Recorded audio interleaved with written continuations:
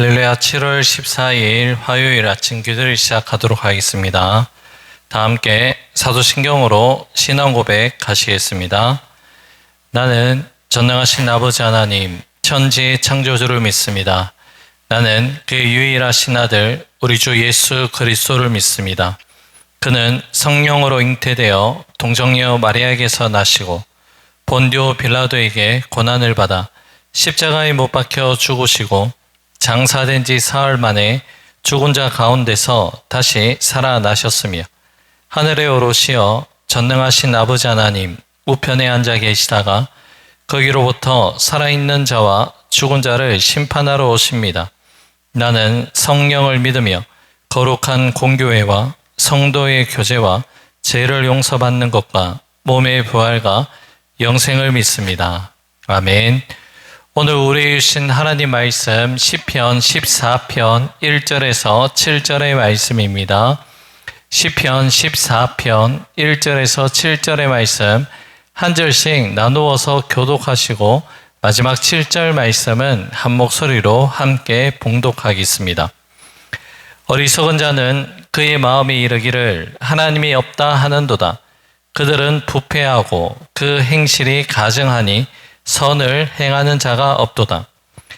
여호와께서 하늘에서 인생을 굽어 살피사 지각이 있어 하나님을 찾는 자가 있는가 보려 하신즉 다 치우쳐 함께 더러운 자가 되고 선을 행하는 자가 없으니 하나도 없도다. 죄악을 행하는 자는 다 무지하냐? 그들이 떡 먹듯이 내 백성을 먹으면서 여호와를 부르지 아니하는도다. 그러나 거기서 그들은 두려워하고 두려워하였으니 하나님이 의인의 세대에 계심이로다. 너희가 가난한 자의 계획을 부끄럽게 하나 오직 여호와는 그의 피난처가 되시도다. 함께 읽습니다. 이스라엘의 구원이 시온에서 나오기를 원하도다.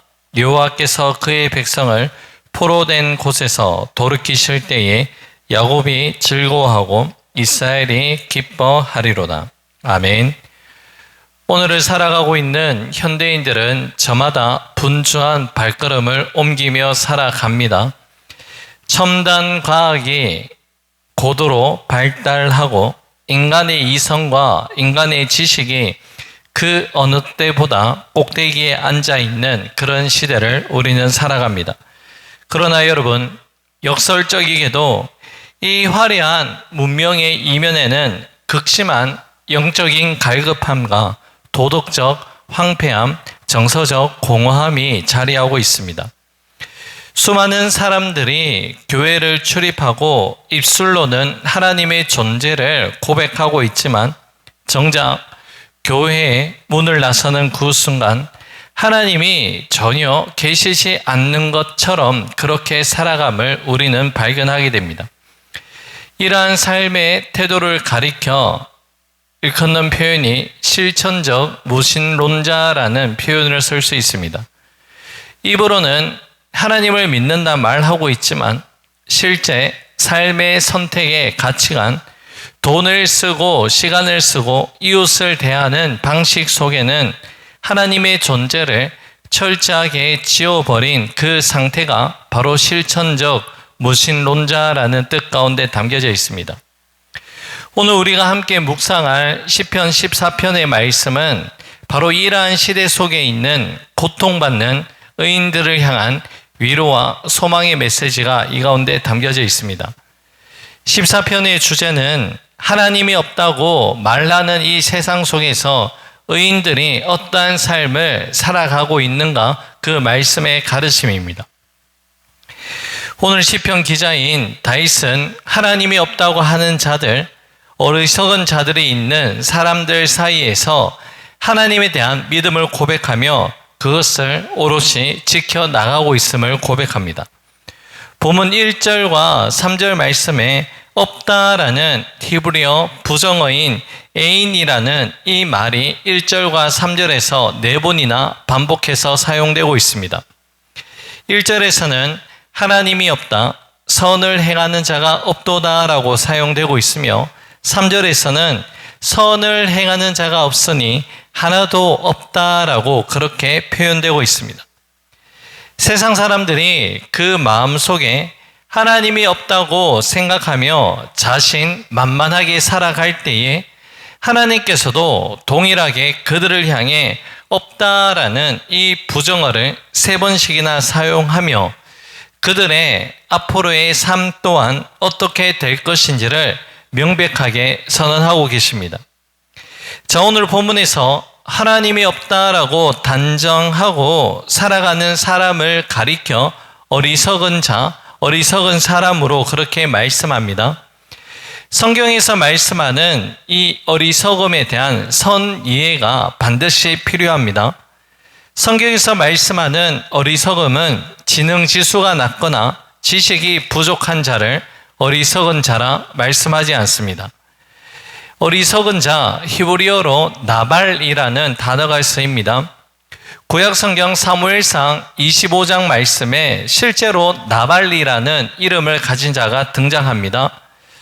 사무엘상 25장 말씀에 보면 은혜를 베푼 다윗을 향해 무례하게 대하면서 이기적인 태도로 다윗 앞에 먹을 것을 내놓지 않습니다.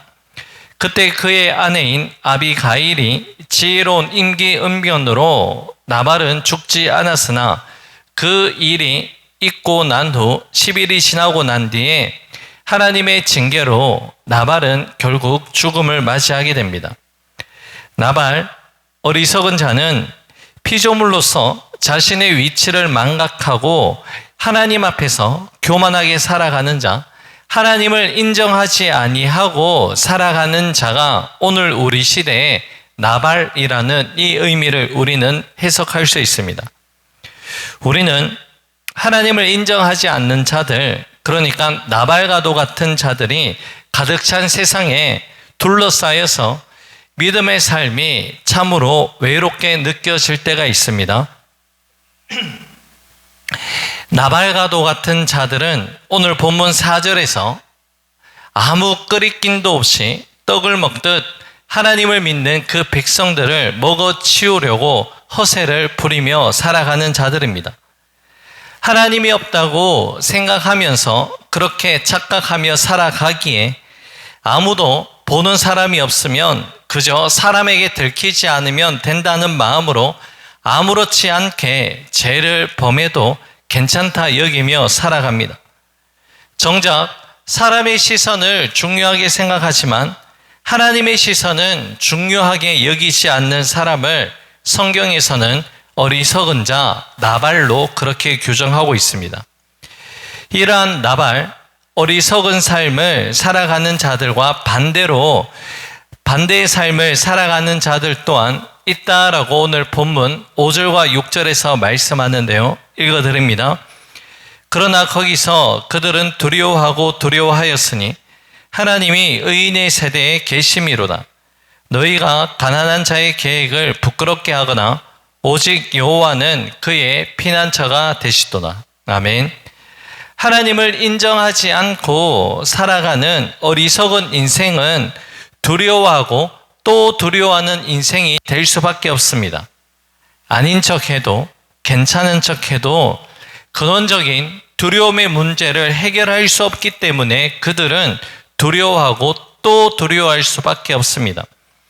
하지만 하나님의 살아계심을 인정하고 살아가는 의인의 세대는 반드시 그들 가운데 하나님이 함께 계신다라고 말씀하고 있습니다. 여러분, 오늘 14편은 다윗의 시편입니다.